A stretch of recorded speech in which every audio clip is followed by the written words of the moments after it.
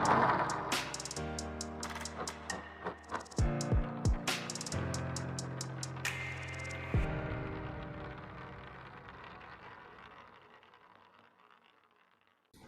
मसीह की। मसीह में मेरे प्यारे भाई और बहनों, मैं आपका भाई सूरज एक बार फिर से आप सभी को सत्य की खोज में स्वागत करता हूं। तो चलिए हम शुरू करते हैं हमारे आज के बाइबल अध्ययन। तो भाई और बहनों, आज का हमारा जो बाइबल अध्ययन करने का रहेगा वो मत्ती रचित सुसमाचार 23 अध्याय 1 से लेके 14 पद तक रहेगा। भाई और बहनों, इस दौरान हम कुल मिलाकर 3 विषय पर अध्ययन करेंगे। काफ़ी रोचक विषय रहेगा भाई और बहनों, अंत तक बने रहिएगा और विदाउट स्किप करके इस वीडियो को देखिए, तभी हम कड़ी को जोड़ पाएंगे। और साथ ही इस वीडियो को देखते समय अपने मन में ज़रूर प्रार्थना करें ताकि पवित्र आत्मा जब हमें अगुवाई करती है तभी सही मायने में हम इन वचनों के अर्थ को समझ पाएंगे। और साथ ही भाई और बहनों, इससे पहले के जितने भी हमारे वीडियोस है आप हमारे प्लेलिस्ट से देख सकते हैं। हम बिल्कुल chapter to chapter, verse to verse Bible अध्ययन करते हैं। बिल्कुल व्यवहारिक शिक्षा और प्रैक्टिकल टीचिंग आपके समक्ष हम रखने की कोशिश करते हैं। और साथ ही हमारे चैनल को सब्सक्राइब भी करें ताकि सही समय तक आपके समक्ष नोटिफिकेशन पहुंच सके। तो चलिए हम शुरू करते हैं। हमारे आज के जो विषय रहेगा, धर्म को लेकर दिखावा करना। ये हमारा आज का दूसरा विषय है भाई और बहनों, धर्म को लेकर दिखावा करना। काफ़ी रोचक विषय है। आइए पहले हम वचन को पढ़ते हैं। वचन रहेगा मत्ती रचित सुसमाचार 23 अध्याय 5 से लेके हमारा 12 पद तक रहेगा। इससे पहले हमने जो पहला विषय देखा था वो 23 अध्याय 1 से लेके 4 पद तक था। अब हम 5 से लेके 12 पद तक हम देखेंगे। 23 अध्याय का 5 से लेके 12 पद तक। और विषय जैसे मैंने बताया, धर्म को लेकर दिखावा करना। काफ़ी रोचक विषय है। एक नज़र से देखें तो कंटिन्यूएशन है, पहले विषय का ये कंटिन्यूएशन है भाई और बहनों। तो चलिए भाई और बहनों, सबसे पहले हम वचन को पढ़ लेते हैं। वे अपने सब काम लोगों को दिखाने के लिए करते हैं। वे अपने ताबीज़ों को चौड़ा करते हैं और अपने वस्त्र की कोरे बढ़ाते हैं। भोज में मुख्य मुख्य स्थान और सभा में मुख्य मुख्य आसन, बाजारों में नमस्कार और मनुष्य में रब्बी कहलाना उन्हें भाता है। परंतु तुम रब्बी न कहलाना, क्योंकि तुम्हारा एक ही गुरु है और तुम सब भाई हो। और पृथ्वी पर किसी को अपना पिता न कहना, क्योंकि तुम्हारा एक ही पिता है जो स्वर्ग में है। और स्वामी भी न कहलाना, क्योंकि तुम्हारा एक ही स्वामी है अर्थात मसीह। जो तुम में बड़ा हो वह तुम्हारे सेवक बने। और जो कोई अपने आप को बड़ा बनाएगा वो छोटा किया जाएगा, और जो कोई अपने आप को छोटा बनाएगा वह बड़ा किया जाएगा। आमीन। ओके, तो भाई और बहनों, यहाँ पर हम देख सकते हैं पहले विषय का कंटिन्यूएशन, ये दूसरा विषय, जैसे कि विषय था धर्म को लेकर दिखावा करना। तो ओब्वियसली भाई और बहनों, जैसे ही मैंने ये वचन को पढ़ा, आपके समक्ष रखा, आप सभी ने इन वचनों को कईयों दफ़े पढ़े होंगे। और जैसे ही आपने पढ़ते ही इन बातों को भली भांति समझ गए हैं। जैसे कि मैंने विषय में भी बता दिया था कि धर्म को लेकर दिखावा करना, ये जो विषय हैं ये दिखावा करने से संबंधित विषय पर है ना, धार्मिक नेताओं के द्वारा दिखावा करने से संबंधित है। अब हमने कई दफ़े इस वचन को पढ़े होंगे तो हमें ऐसा लग सकता है कि हम समझ गए हैं, इस पर इतनी गहराई से अध्ययन करने की क्या आवश्यकता है। लेकिन भाई और बहनों, इसे भी हम नए सिरे से लेते हैं और इससे भी हम बहुत कुछ समझ पाएंगे अगर हम इसे गहराई से अध्ययन करते हैं। तो जैसे कि हम यहाँ पर देख सकते हैं कि यहाँ पर प्रभु यीशु मसीह कहते हैं 5 पद से, अपने सब काम लोगों को दिखाने के लिए करते हैं। यहूदी धार्मिक संसार के लोगों के जो धर्म गुरु ना, उनके विषय में कह रहे हैं, शास्त्री, फरीसी, सदुकी, है ना, इन सारे लोगों के विषय में कि ये दिखाने के लिए क्या करते हैं, है ना, अपने धर्म को लोगों को सामने प्रदर्शित करते हैं, दिखावा करते हैं। वे अपने ताबीज़ों को चौड़ा करते हैं। तो भाई और बहनों, अब ये ताबीज़ क्या है, किसे कहते हैं, किस प्रकार के ताबीज़ होते हैं, तो इसे भी हम समझने के लिए कोशिश करते हैं। तो हमारे देश में तो ताबीज़ आमतौर पर ये तांत्रिक, ये मुल्ला जो होते हैं वे झाड़ फूक करके उन्हें ये ताबीज़ लगाने के लिए दिया करते हैं ना। तो हमारे सोच में ऐसा ही कुछ हो सकता है, लेकिन भाई और बहनों इसे हम समझने के लिए कोशिश करते हैं। यहाँ पर जिस तावीज को चौड़ा करने के विषय में बता रहे हैं, इसके मायने को हम समझेंगे। साथ ही यहाँ पर प्रभु यीशु मसीह कहते हैं कि अपने वस्त्र की कोरे बढ़ाते हैं। मतलब अब ये वस्त्र की कोरे क्या है, इसे क्या मायने हैं, इसे भी हम समझने के लिए कोशिश करते हैं। और साथ ही प्रभु यीशु मसीह इन शास्त्री फरीसियों के विषय में ये कहते हैं कि वे भोज में मुख्य मुख्य स्थान और सभा में मुख्य मुख्य आसन पसंद करते थे, है ना। मतलब ऊंचे स्थान पर रहना उन्हें पसंद था। बाजारों में नमस्कार और मनुष्य में रब्बी कहलाना उन्हें भाता है ना। बाजारों में वे लोगों से, है ना, आदर सत्कार वो चाहते थे। लोग उन्हें उनकी महिमा करे, उनकी प्रशंसा करे, ये वे लोग चाहते थे ना। लोग दंडवत करके उनसे नमस्कार करे, है ना, अभिवादन करे, वे सब वो चाहते थे लोगों से। और वे चाहते थे कि लोग उन्हें रब्बी कहलाए, है ना। रब्बी का मतलब है गुरु, है ना। यहूदी धर्म गुरु, उसे हम रब्बी कहते हैं। तो वे चाहते थे कि लोग उन्हें रब्बी कहकर पुकारे, है ना, गुरु कहकर पुकारे। लेकिन यहाँ पर प्रभु यीशु मसीह कहते हैं कि तुम रब्बी न कहलाना, क्योंकि तुम्हारा एक ही गुरु है और तुम सब भाई हो। तो ये एक सिद्धांत है जो प्रभु यीशु मसीह बता रहे हैं ना। पृथ्वी पर किसी को अपना पिता ना कहना, क्योंकि तुम्हारा एक ही पिता है जो स्वर्ग में है। भाई और बहनों, आज के समय में ऐसे बहुत सारे चर्च हैं, हमारे देश इंडिया में भी दिखाई देते हैं, जो पास्टरों को पापा पापा कहकर पुकारते हैं। उसके जन्मदिन बड़े बड़े फोटो लगाकर चर्च में कर रहे होते हैं। पता नहीं आप ये लोग ये सारे वचन को देख पा रहे हैं कि नहीं पा रहे हैं, इस वचन को किस तरह समझ रहे हैं, पता नहीं। तो भाई और बहनों, यहाँ पर साफ साफ प्रभु यीशु मसीह कहते हैं कि पृथ्वी पर किसी को अपना पिता न कहना, क्योंकि तुम्हारा एक ही पिता है जो स्वर्ग में है। और स्वामी भी न कहलाना, क्योंकि तुम्हारा एक ही स्वामी है, अर्थात मसीह। जो तुम में बड़ा हो वो तुम्हारा सेवक बने, और जो कोई अपने आप को बड़ा बनाना चाहे ना, वो छोटा किया जाएगा, और जो कोई अपने आप को छोटा बनाएगा वह बड़ा किया जाएगा। तो भाई और बहनों, यहाँ पर जो विषय है ना, धर्म को लेकर दिखावा करना या दिखावटी धर्म के विषय में प्रभु यीशु मसीह बता रहे हैं। भाई और बहनों, देखिए, हम यहाँ पर दूसरे धर्म के विषय में बातें नहीं करेंगे, और यहाँ पर हमें करना भी नहीं चाहिए। लेकिन हम जो आज चर्चा कर रहे हैं ये ईसाईयत को लेकर ही। पहले यहूदी लोगों को लेकर हम चर्चा करते हैं, तो उसे आज के जो आधुनिक युग में जो चर्च में क्या कुछ हो रहा है दिखावटीपन को लेकर, उसे भी हम चर्चा करेंगे। तो भाई और बहनों, आज हम धर्म को लेकर दिखावा करना किसे कहते हैं उसे हम समझने की कोशिश करें। भाई और बहनों, आज के इस विषय से, जैसे कि उस जमाने में फरीसियों की धर्म लगभग अनिवार्य रूप से दिखावटी धर्म बन चुका था। हमने कई दफे देखे हैं बाइबल में, है ना। और जिस तरीके से प्रभु यीशु मसीह उजागर कर रहे हैं इनकी असलियत को, वहाँ से हमें ये बात बिल्कुल साफ साफ समझ आ रही है कि ये लोग दिखावटी धर्म को पालन कर रहे थे। और विशेष करके इन फरीसियों का शिक्षा, इनके जो कार्य, इनकी आराधना करने के तरीके बिल्कुल साफ साफ ये प्रदर्शित करता है कि वे दिखावटी धर्म का एक हिस्सा बन चुके थे, है ना। यही कारण भाई और बहनों, यदि अगर धर्म अनगिनत नियमों और विनियमों का पालन करने में रह जाती है, तो एक व्यक्ति के लिए यह करना और उसकी पवित्रता को परिपूर्ण करना कितना आसान दिखती है। भाई और बहनों, जिस तरीके से ये सदुकी और फरीसी और शास्त्री अपने धार्मिकता को लेकर, पवित्रता को लेकर उनका जो सोचना था, इन नियमों को पालन करके वे अपने धार्मिकता और पवित्रता को बनाए रख सकते हैं। अगर यही सच्चाई होती, यही बात मतलब हकीकत होती, तो ये तो बहुत आसान प्रक्रिया है ना भाई और बहनों। नियमों को पालन करके, है ना, उन नियमों को पालन करके अगर लोग धार्मी बन सकता है, पवित्र बन सकता, तो ये बहुत ही आसान प्रक्रिया होती है ना।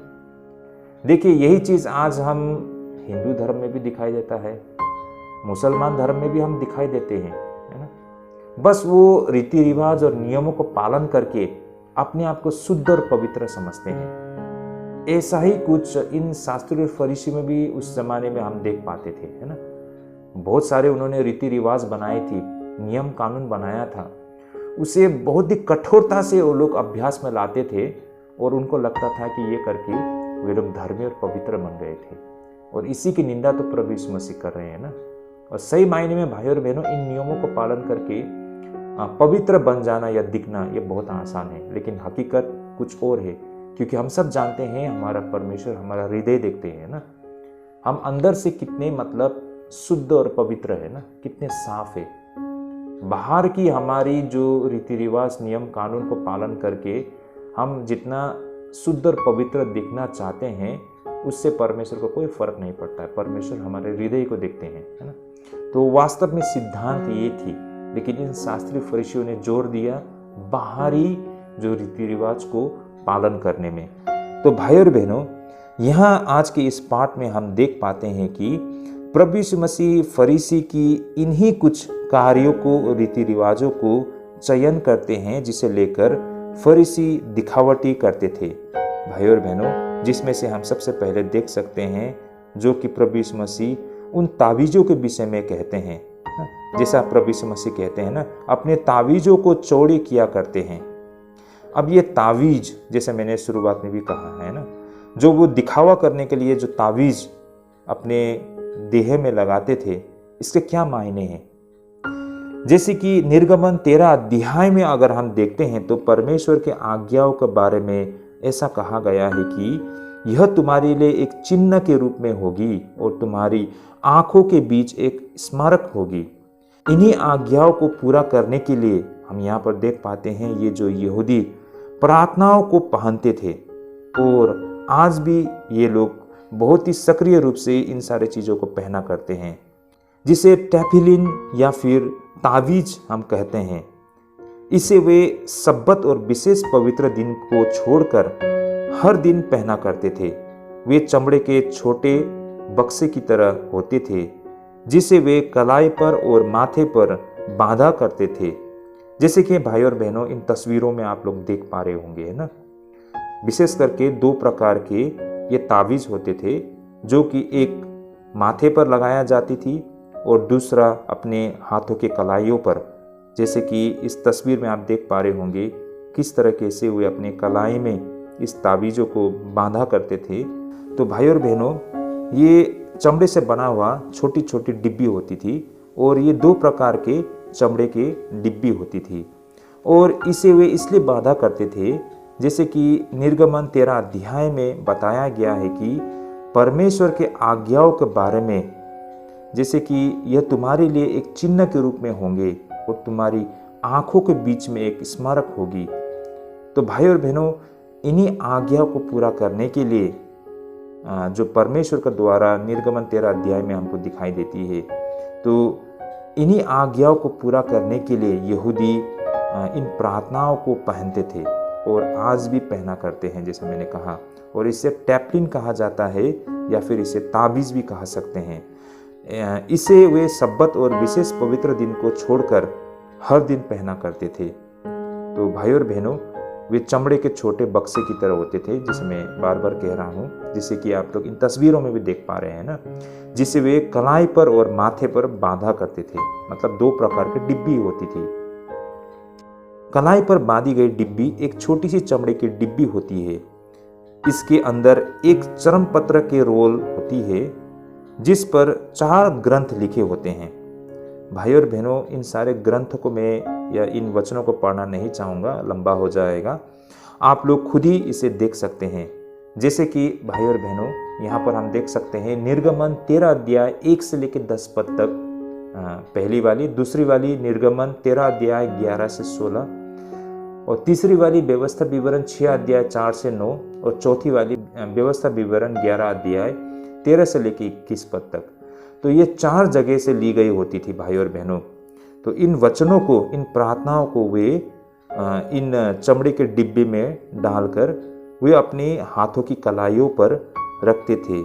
इसी तरह जो माथे पर पहना जाते हैं वो भी इसी तरह होते थे, सिवाय उसमें 4 छोटे डिब्बे होते थे, और प्रत्येक डिब्बे में इन चारों में से एक एक पंक्ति रखी जाती है, जैसे आप इन सभी तस्वीरों में देख सकते हैं। जो हाथों में बांधी गए ताबीज़ होते हैं उसमें एक ही डिब्बी होती थी और उसके अंदर एक ही कमरा होता था और उसी के अंदर इन सारे प्रार्थनाओं को रखा करते थे। लेकिन जो माथे पे बांधी गई चमड़े की डिब्बी होती है उसमें 4 कमरे होते थे और चारों में एक एक ये सारे प्रार्थनाओं को रखा करते थे।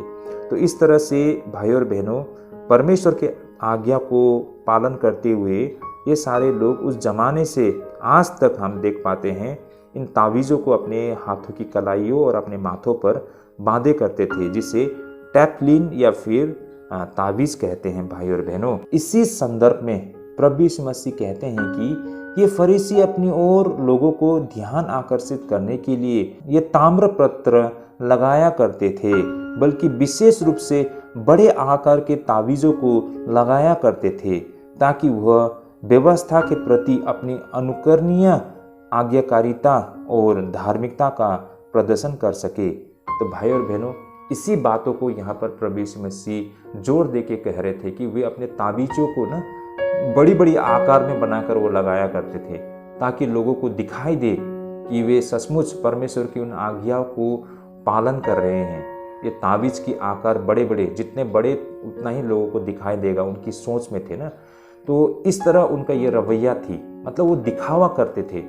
यही बात इन ताबीज़ों को लेकर प्रभु यीशु मसीह कह रहे हैं। अब उसी प्रकार यहाँ पर जो कोरे के विषय में कहा गया है ना, जैसे कि वे बड़े आकार के लटकन पहनते थे, जिसे 5 पद में क्या कहा गया है, कोरे, जैसे कि आप लोग यहाँ पर देख पाते हैं। मैं इसे पढ़ लेता हूँ। वे अपने सब काम लोगों को दिखाने के लिए करते हैं। वे अपने ताबीज़ों को चौड़े करते हैं, जिसके विषय में हमने समझ लिया है। और आगे जैसे यहाँ पर कहा गया है, अपने वस्त्रों की कोरे बढ़ाते हैं। तो भाई और बहनों, अब ये वस्त्र के कोड़े, ये कोरे क्या है भाई और बहनों, इसे हम समझने के लिए कोशिश करते हैं। भाई और बहनों, आप सभी इन तस्वीरों में देख पा रहे होंगे ना, जिस तरीके से यहाँ पर जो उनके वस्त्र होते हैं, वस्त्र के बिल्कुल किनारे पर ये लटकन होते हैं। यह उनके कपड़े के नीचे लटका हुआ रेशमी गुच्छी होती है। इसे ग्रीक में क्रेस्पेडा कहा जाता है, तो हिब्रू में इसे जिजित कहा जाता है, और हमारी भाषा में अगर हम कहें तो इसे रेशमी गुच्छा भी हम कह सकते हैं, है ना। तो यह इसलिए था कि अगर हम गिनती 15 का 37 से 41 पद में अगर हम देखते हैं और व्यवस्था विवरण 22 का 12 पे हम देखते हैं, तो इसे क्यों पहना जाता है या फिर उनके वस्त्र के नीचे ये रेशमी झुमके को क्यों लगाया जाता है, हमें समझ में आती है। जैसे कि गिनती 15 का 37 से हम देखते हैं, जैसा यहाँ पर लिखा है, फिर यहोवा ने मूसा से कहा, इजराइलियों से कहा कि अपनी पीढ़ी पीढ़ी में अपने वस्त्र के कोर पर झालर लगाया करना और एक एक कोरे की झालर पर एक नीला फीता लगाया करना, और वह तुम्हारे लिए ऐसी झालर ठहरे जिसमें जब जब तुम उसे देखो तब तक यहोवा की सारी आज्ञाएं तुमको स्मरण आ जाए और तुम उनका पालन करो, और तुम अपने अपने मन और अपनी अपनी दृष्टि के वंश में होकर व्यभिचार न करते फिरो जैसे करते आए हो, परंतु तुम यहोवा की सब आज्ञाओं को स्मरण करके उनका पालन करो और अपने परमेश्वर के लिए पवित्र बनो। मैं यहोवा तुम्हारा परमेश्वर हूँ, जो तुम्हें मिस्र देश से निकाल ले आया कि तुम्हारा परमेश्वर ठहरूं। मैं तुम्हारा परमेश्वर यहोवा हूँ। ओके, आमीन। तो भाई और बहनों, इन्हीं बातों को स्मरण करते हुए इसकी याद में, है ना, ये जो झल्लर है ना, ये जो झुमके होते थे वे अपने वस्त्र में लगाया करते थे। ये परमेश्वर की आज्ञा थी। जैसे व्यवस्था विवरण 22 का 12 में भी हम देख पाते हैं ना, अपने ओढ़ने के चारों ओर की कोरे पर झालर लगाया करना। तो भाई और बहनों, यहाँ पर हम साफ साफ गिनती और व्यवस्था विवरण में हम देख पाते हैं कि ये परमेश्वर की एक आज्ञा थी। तो इस तरह हमें यहाँ से ये पता चलता है कि परमेश्वर ने अपने लोगों को उनके वस्त्रों की सीमाओं पर झालर बनाने की आज्ञा दी थी, ताकि जब वे उन पर दृष्टि डाले तो परमेश्वर की आज्ञाओं को स्मरण करे। यह बाहरी वस्त्र के चारों कोनों पर बिल्कुल किनारे पर लटका हुआ गुच्छा था, जैसे कि आप इन तस्वीरों में देख पा रहे हैं ना। तो इस प्रकार भाई और बहनों, समय के साथ जब आगे जाके लोगों ने इसे अंदर से पहनना शुरू कर दिया था, जैसे कि इन तस्वीरों में आप लोग देख पा रहे होंगे। होता क्या है कि यहूदियों पर नाना प्रकार के अत्याचार होना शुरू हो गया था, विशेष करके दूसरे विश्व युद्ध में, है ना, हिटलर द्वारा, नाजी द्वारा जब यहूदियों के ऊपर बहुत टॉर्चर होना शुरू हो गया था ना, अत्याचार होना शुरू हो गया था, तो वे अपने पहचान को छिपाने के लिए, अपने आइडेंटिटी को छिपाने के लिए इन वस्त्रों को अंदर से लगाया करते थे ताकि लोगों को नजर ना आए, है ना। अगर लोगों का नज़र में आएंगे तो फिर उन पर हमला हो सकता था। तो यही कारण अपनी असलियत को, अपनी पहचान को छिपाने के लिए ये कपड़े अंदर से लगाया करते थे। तो समय के साथ ऐसा कुछ बदलाव हमको दिखाई देता है और आज इसे प्रार्थना के चद्दर पर इन झल्लर को लगाया करते हैं, जिसे भक्त यहूदी प्रार्थना में पहनते हैं, जैसे कि आप इन तस्वीरों में देख पा रहे होंगे ना। आज इसे चद्दर के रूप में लोग इस्तेमाल करते हैं और अपने चद्दर के बिल्कुल किनारे पर यह झल्लर को लगाया करते हैं।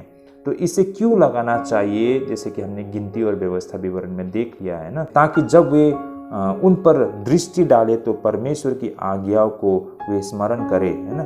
तो इसलिए परमेश्वर ने यह आज्ञा दी थी।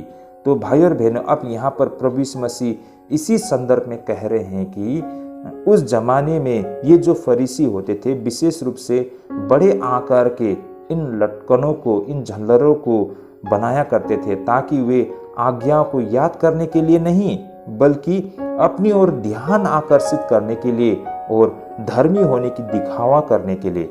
तो भाई और बहनों, इस तरह यही बात प्रभु यीशु मसीह कह रहे हैं कि ये शास्त्री और ये फरीसी लोग, है ना, दिखावा करते थे। बड़े बड़े ये जो तावीज़ों को लगाकर, ये कोरे को लगाकर अपने कपड़े में, है ना, तो इसका आकार भी वो बड़े बड़े करते थे ताकि दूर से लोगों को नज़र में आ जाए ना कि ये व्यक्ति देखिए, मतलब परमेश्वर की आज्ञा को किस तरह पालन कर रहे हैं ना। जैसे उनको कहा गया था, उस आज्ञा को पूरा करते हुए वे लोग ने अपने माथे में, अपने हाथों में उन प्रार्थनाओं को मतलब लगा रखा है ना। अपने कपड़े के मतलब बिल्कुल किनारे पर वो झल्लर लगा के रखा है।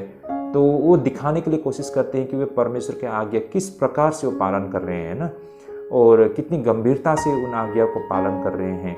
ये लोगों को दिखाना चाहते थे कि मतलब वे कितने धर्मी है ना, कितने पवित्र है उन आज्ञाओं को पालन करके। तो ये सिर्फ उनका एक प्रक्रिया है, एक तरीका है लोगों का नज़रों में धर्मी बनने के लिए, है ना। वो दिखावा कर रहे थे और इसी की निंदा यहाँ पर प्रभु यीशु मसीह कर रहे हैं ना। ये कितनी बुरी चीज़ है, कितनी खराब चीज़ है जो प्रभु यहाँ पर उनकी असलियत को प्रकट कर रहे हैं, है ना। मैं भी उससे पहले लोगों को दिल में होगा ये सब, मैं भी उस समय लोगों को दिल में इन सारी चीज़ों को लेकर मतलब कुछ नेगेटिव थिंकिंग था होगा, लेकिन लोग इन बातों को मतलब खुल के नहीं रख पा रहे थे। लेकिन प्रभु यीशु मसीह ने दुनिया के सामने में इनकी असलियत को उजागर कर दिया था ना। उसके बाद से हम देख पाते हैं कि खुलकर इन फरीसियों की निंदा की गई है ना, किस तरह उनकी मतलब जो असलियत है लोगों के सामने में, दुनिया के सामने में आ गया था। यही कारण आज हम मतलब साफ साफ बाइबल के द्वारा उनकी असलियत को मतलब प्रभु यीशु मसीह के नजरिए से हम देख पाते हैं ना। प्रभु यीशु मसीह ने उजागर कर दिया था उनकी असलियत को। इन सब के अलावा भाई और बहनों, ये जो फरीसी होते थे वे भोजन के मेज़बान के बाईं और दाईं ओर प्रमुख स्थान दिया जाना बेहद पसंद किया करते थे, जैसे कि हम 6 पद में इसके विषय में दर्ज किया गया है। आइए मैं इसे पढ़ना चाहता हूँ। जैसे कि यहाँ पर लिखा है, जेवनारों में मुख्य मुख्य जगह और सभा में मुख्य मुख्य आसन। मतलब ये शास्त्री और फरीसी हमेशा किसी दावत में जाते थे, है ना, किसी फीस्ट या किसी पार्टी में जाते थे, तो उनको मतलब मुख्य स्थान चाहिए होता था ना, ताकि लोग उसे सब कोई देख पाए, है ना। इसलिए जब भी वे बड़े बड़े भोज में जाते थे तो उनको ऊंचा स्थान दिया जाता था, है ना, जहाँ पर एक्स्ट्रा फैसिलिटीज़ होती थी, है ना, और मतलब वेल मेंटेन किया हुआ स्थान, ऐसे स्थान पर इवन वे जो सभा होते थे, जो उस ज़माने में जो रिलीजियस मीटिंग हो या फिर कुछ भी हो, ऐसे में उनको सबसे ऊंचे स्थान ना, सबसे आगे उन्हें वहाँ पर बैठना पसंद था। उन्हें आराधनालय में आगे की सीटें पसंद थी। देखिए भाई और बहनों, उस ज़माने में फ़लस्तीन में जो पिछले सीट होते थे वहाँ पर आमतौर पर बच्चे और सबसे महत्वहीन लोगों के लिए रखी गई होती थी। यही कारण जितना आगे बैठना होता है उतना ही सम्मान की बातें, मानी जाती थी, उन सब में सबसे सम्मानित आसन प्राचीनों के लिए होती थी, जो मंडली का सामना किया करते थे। जब वे बैठा करते थे, हर कोई देखता है कि वह मौजूद है और वह पूरी सेवा के दौरान खुद को पवित्रता की मुद्रा के साथ संचालित कर रहा है, और वे इस सब के दौरान किसी के नज़रों में से नहीं बच सकते थे।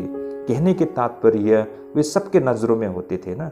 जो शास्त्री और फरीसी जो सभाओं में सबसे आगे बैठा करते थे, वे बैठने के जो उनके आचरण होते थे, वो इस तरह से बैठते थे कि देखने वालों को भी अच्छा लगे, है ना। बिल्कुल वे लोग धार्मिक, एकदम बिल्कुल पवित्र जन की तरह वो वहाँ पर मतलब व्यवहार किया करते थे ना। और उनके बैठने का आचरण ऐसा होता था कि दिखते ही ऐसा लगे कि वे लोग बिल्कुल पवित्र और ना शुद्ध जन है।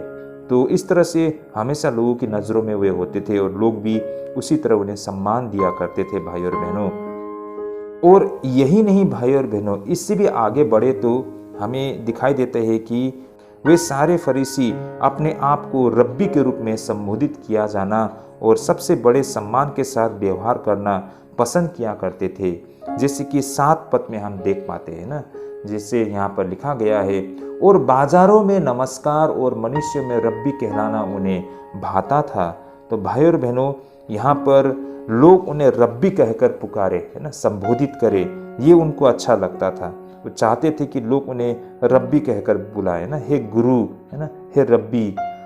और उनका तो यह भी दावा था कि जितना सम्मान माता पिता को दिया जाता है, उससे कहीं अधिक सम्मान उन्हें दिया जाना चाहिए। कारण उनका मानना था कि माता पिता तो मात्र साधारण भौतिक जीवन दे पाने में सक्षम थे, लेकिन एक रब्बी उन्हें अनंत जीवन दे सकता है। तो कहने का तात्पर्य उनका मानना था कि माता पिता तो उन्हें सिर्फ भौतिक जीवन की जरूरत को पूरा कर सकते हैं, लेकिन ये रब्बी तो उन्हें इस तरह की शिक्षा देते हैं जो उनके जीवन को अनंत जीवन प्रदान करता है।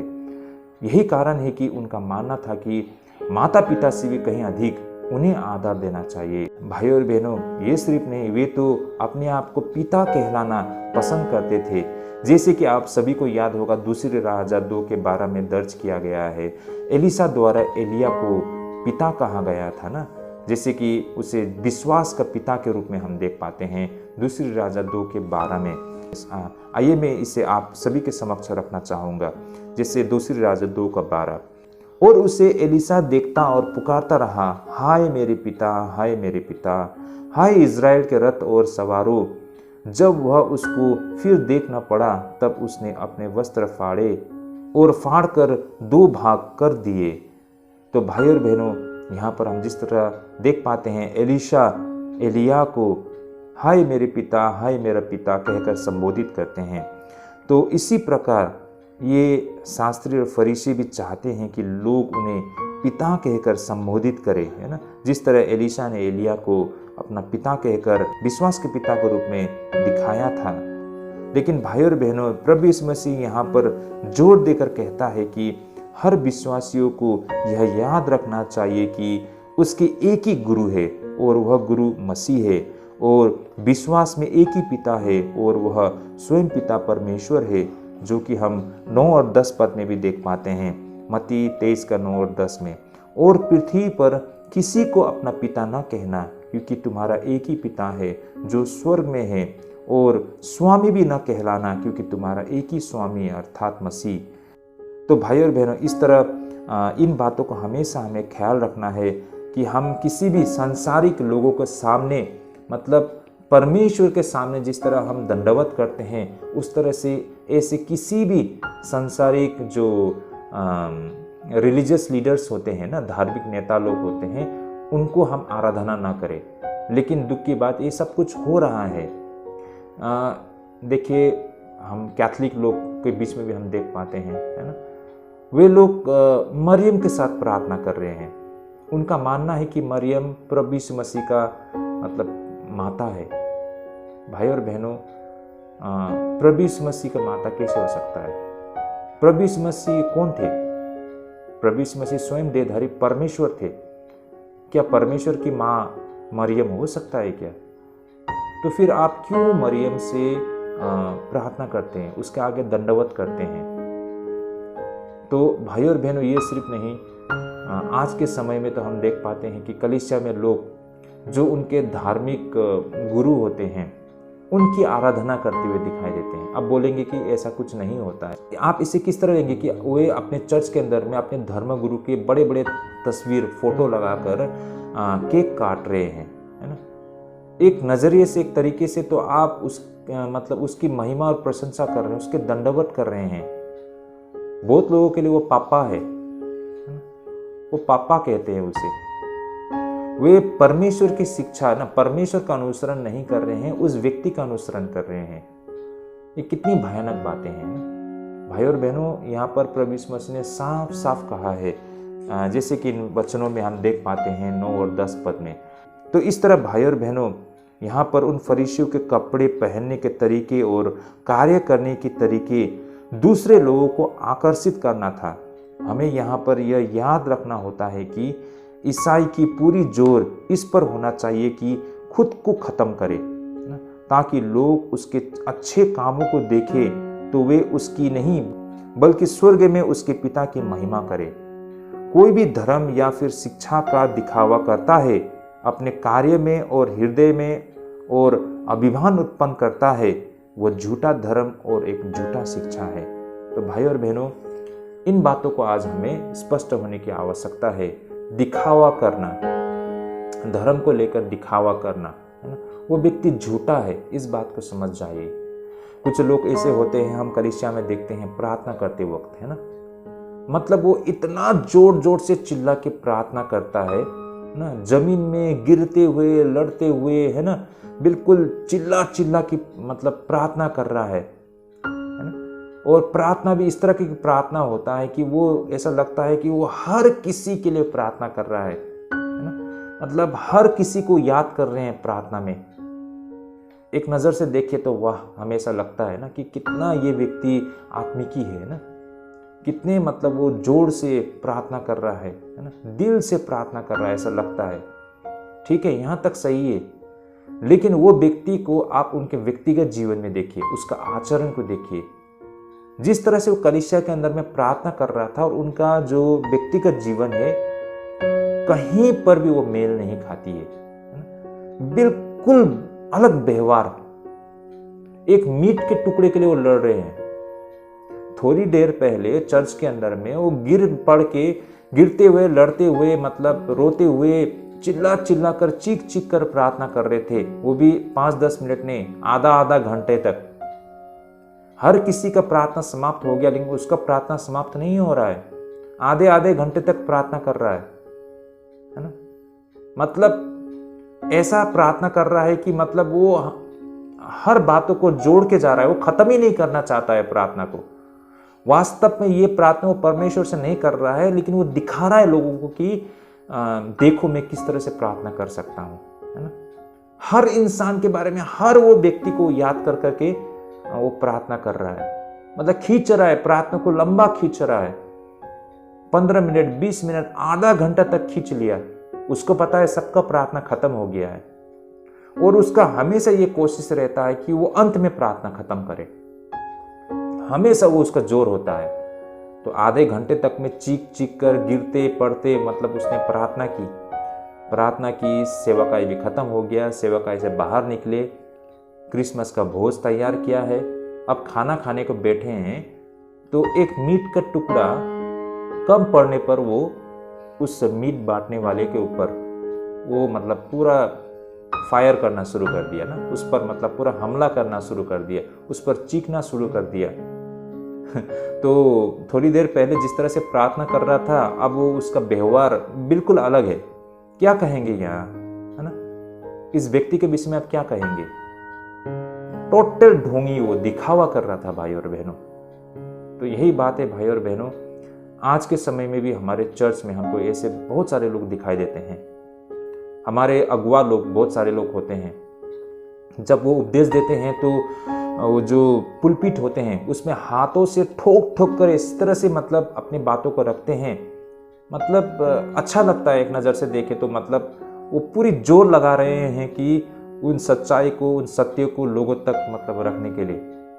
लेकिन उसी व्यक्ति को जो थोड़ी देर पहले वचन के मतलब सपोर्ट में है ना, वचन की मतलब एडवोकेट करते हुए उसकी सत्य को लोगों तक पूरी जोर से रखते हुए हमको दिखाई दे रहा था, वही व्यक्ति कलीसिया के बाहर निकलते हैं तो उसी वचन पे वो नहीं चल रहे हैं, उसी वचन को वो अभ्यास में नहीं ला रहे हैं। जो वो प्रचार कर रहा था और उसके प्रैक्टिकल लाइफ में वो बिल्कुल अलग है। क्या कहेंगे ऐसे लोगों को? हजारों लोगों को सामने पर प्रवचन देना और उसे व्यवहारिक जीवन में, प्रैक्टिकल लाइफ में उसे अभ्यास में लाना, वो अलग बातें हैं। तो वो जो पुलपिट में चिल्ला रहा था, वास्तव में वो दिखावा कर रहा था, क्योंकि वास्तव में वो व्यक्ति ऐसा बिल्कुल नहीं है। जो वो बोल रहा था वो ऐसा बिल्कुल नहीं करता है। तो इसका मतलब वो जो कर रहा था वो दिखावा था, जो बता रहा था वो दिखावा था भाई और बहनों। तो ये कितनी मतलब भयानक बातें हैं। तो ये था हमारा आज का दूसरा विषय, दिखावटी धर्म या फिर धर्म को लेकर दिखावा करना। भाई और बहनों, हम सबको इसकी अच्छी तरह से समझ होना बेहद आवश्यकता है कि कौन से धर्म दिखावा करता है, कौन सी शिक्षा दिखावा करते हैं, कौन व्यक्ति दिखावा करते हैं, उससे हम फर्क कर पाए, है ना। और ऐसे लोगों से हम दूर रहे। और अगर हम भी ऐसे दिखावा करते हैं तो हम और फरीसी में कोई अंतर नहीं है भाई और बहनों। तो इससे हमें दूर रहना चाहिए। फरीसी आज भी मौजूद है, हमें अपने चर्च में दिखाई देता है। बहुत सारे लोग ऐसे, सदुकी और फरीसी लोग, ऐसे लोगों से दूर रहिए भाई और बहनों। ऐसे लोगों की चमचागिरी या फिर इनकी महिमा प्रशंसा मत कीजिए। ये करके आप भी उस फरीसी के अंग बनने जा रहे हैं, है ना। तो इनसे दूर रहिए। तो ये सब हमने ये दूसरे विषय से हमने सीखा है। तो भाई और बहनों, हमने देखा है आज के दूसरे विषय से हमें यहाँ पर ये याद रखना होता है कि ईसाई की पूरी जोर इस पर होना चाहिए कि खुद को खत्म करे, ताकि लोग उसके अच्छे कामों को देखें तो वे उसकी नहीं बल्कि स्वर्ग में उसके पिता की महिमा करे। कोई भी धर्म या फिर शिक्षा दिखावा करता है, अपने कार्य में और हृदय में अभिमान उत्पन्न करता है, वो झूठा धर्म और शिक्षा है भाई और बहनों। ये बातें हमने आज के दूसरे विषय से हमने सीखा और समझा है भाई और बहनों। तो इसका मतलब ये है कि भाई और बहनों, हम विश्वासी जीवन में हम हमेशा अपने आप को नम्र करके नीचे बना के रखें और परमेश्वर को ऊंचा और महिमा और परमेश्वर को प्रशंसा करें। खुद को नहीं, लेकिन परमेश्वर को हम आगे करें। ये चीज़ हमें कभी नहीं भूलनी चाहिए। और कोई भी धर्म, कोई भी शिक्षा इसके विपरीत शिक्षा हमें दिखाती है ना, हमें हमारे मन में जो प्राइड है, जो घमंड है ना, वो अगर हमारे मन में दिखती है तो भाई और बहनों, ये शिक्षा सही शिक्षा नहीं है। ये झूठा धर्म, ये एक झूठा शिक्षा है भाई और बहनों। इन बातों को हमें दूसरे विषय से हमने सीखा है। तो ये सारे बातें हमने आज के इस बाइबल अध्ययन से सीखा है। होपफुली हम सबके आत्मिक जीवन के लिए ये बेहद लाभदायक होगा, मैं आशा करता हूँ। तो अगले दफ़े भी ज़रूर जुड़िएगा। आज के लिए हम यहीं पे स्थगित करते हैं। हमने जो सुना है आज इस बाइबल अध्ययन से, जो सीखा है, परमेश्वर उन सब में आशीष करे। प्रभु आप सबको ढेरों आशीष करे और अगुवाई करे। तो आज के लिए हम यहीं पे स्थगित करते हैं। जय मसीह की।